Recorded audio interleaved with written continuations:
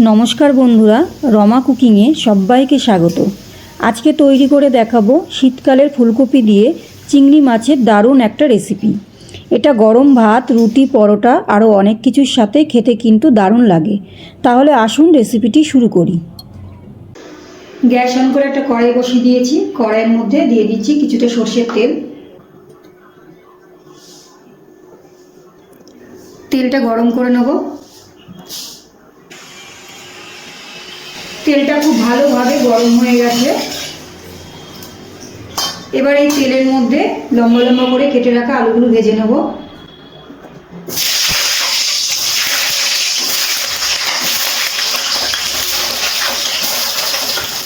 অল্প একটু হলুদ দিয়ে দিচ্ছি আর দিয়ে দিচ্ছি লবণ। হলুদ আর লবণ দিয়ে আলুটা ভালো করে ভেজে নেব।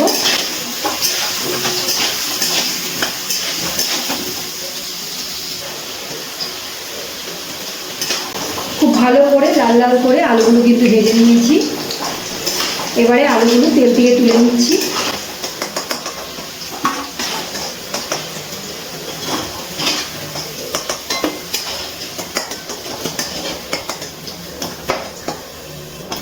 এবারে ফুলকপিগুলো ভেজে নেব। ফুলকপিগুলো আমি একটু বড় বড় করে কেটে হালকা একটু গরম জলে ভাপিয়ে নিয়েছি। এবার আমি তেলে ভেজে নেব।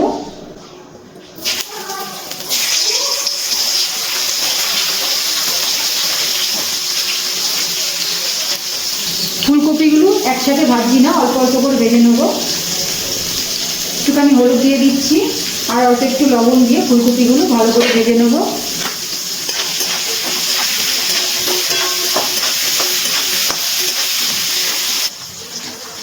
ফুলকপিগুলো খুব ভালো করে ভেজে নিয়েছি। এবার তেল থেকে তুলে নিচ্ছি।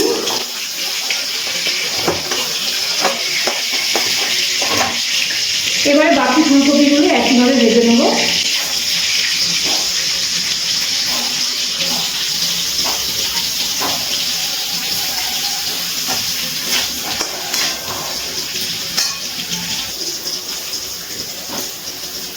বাকি ফুলকপিগুলো লাল লাল করে ভেজে নিয়েছি। এবার তুলে নিচ্ছি।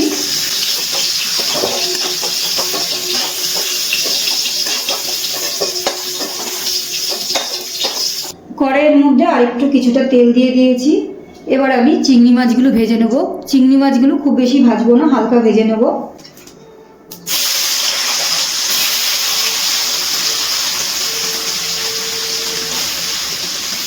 গ্যাসের ফ্লেমটা হাইতে দিয়ে চিংড়ি মাছগুলো ভেজে নিচ্ছি।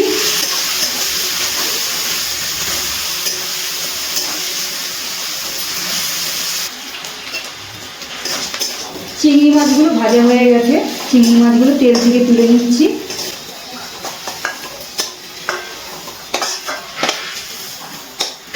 কড়াইয়ের মধ্যে দিয়ে দিচ্ছি একটু সর্ষের তেল।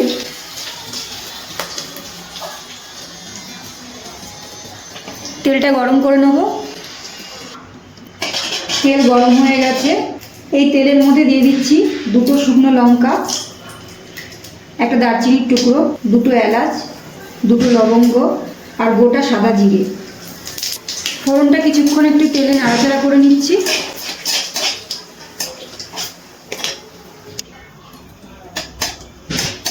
ফোড়নটা তেলে কিছুক্ষণ নাড়াচাড়া করে নিয়েছি। এবার দিয়ে দিচ্ছি একটা মিডিয়াম সাইজের কেটে রাখা পেঁয়াজ। পেঁয়াজটা ভালো করে ভেজে নেব।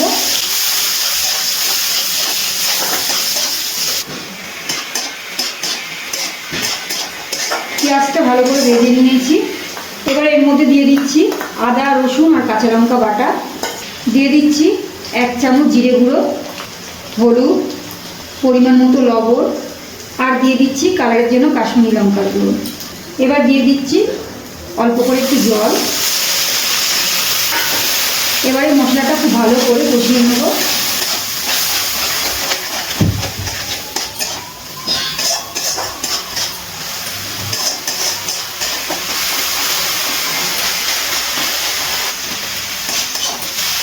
খুব ভালো করে মশলাটা কষানো হয়ে গেছে। এবার এর মধ্যে দিয়ে দিচ্ছি একটা বড় সাইজের টমেটো। টমেটোটা মশলার সাথে নাড়াচাড়া করে গলিয়ে নেব।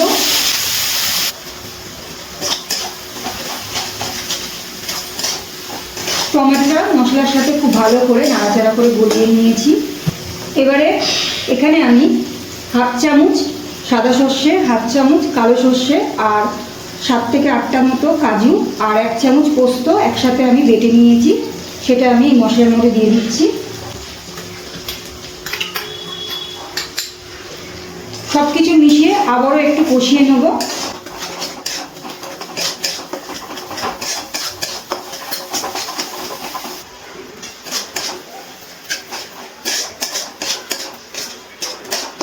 খুব ভালো করে সব মশলা একসাথে কষিয়ে নিয়েছি।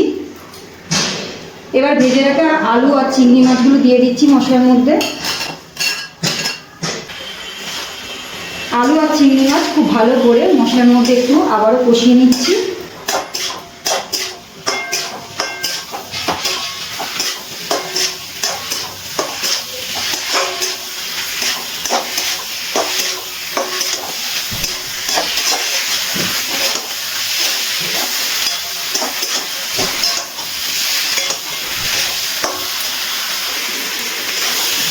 আলু আর চিংড়ি মাছ খুব ভালো করে মশলার মধ্যে কষিয়ে নিয়েছি। এবার এর মধ্যে দিয়ে দিচ্ছি কিছুটা জল।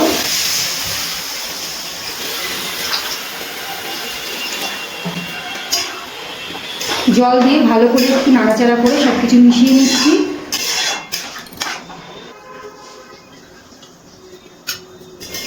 গ্যাসের ফ্লেমটা লো টু মিডিয়ামে রেখে একটা ঢাকনা দিয়ে ঢেকে দিচ্ছি আলুটা সিদ্ধ হওয়ার জন্য।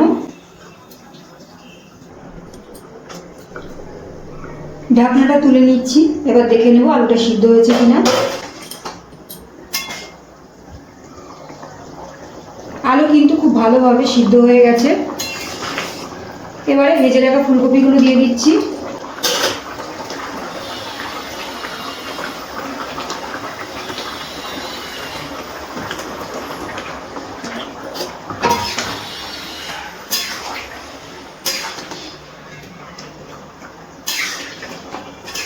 ফুলকপিগুলো দিয়ে একটু নাড়াচাড়া করে নিয়েছি।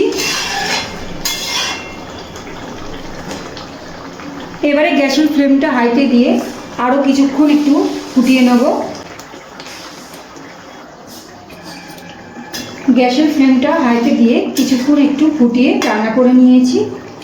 রান্নাটা কিন্তু আমাদের একদম কমপ্লিট হয়ে গেছে। এবারে নামানোর আগে দিয়ে দিচ্ছি গরম মশলার গুঁড়ো।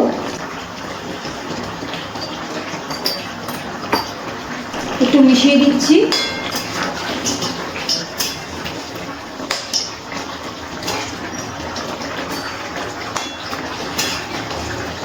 মেশানো হয়ে গেছে। এবার আমি গ্যাসটা অফ করে দিচ্ছি।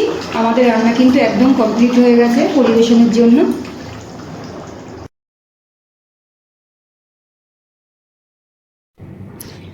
তৈরি হয়ে গেল আমাদের আজকের খুবই সুস্বাদু একটা রেসিপিটি ফলো করে বাড়িতে একবার বানিয়ে দেখবেন। আশা করি সবার খুব ভালো লাগবে। আজকের রেসিপিটি কেমন লাগলো অবশ্যই একটা কমেন্ট করে জানাবেন।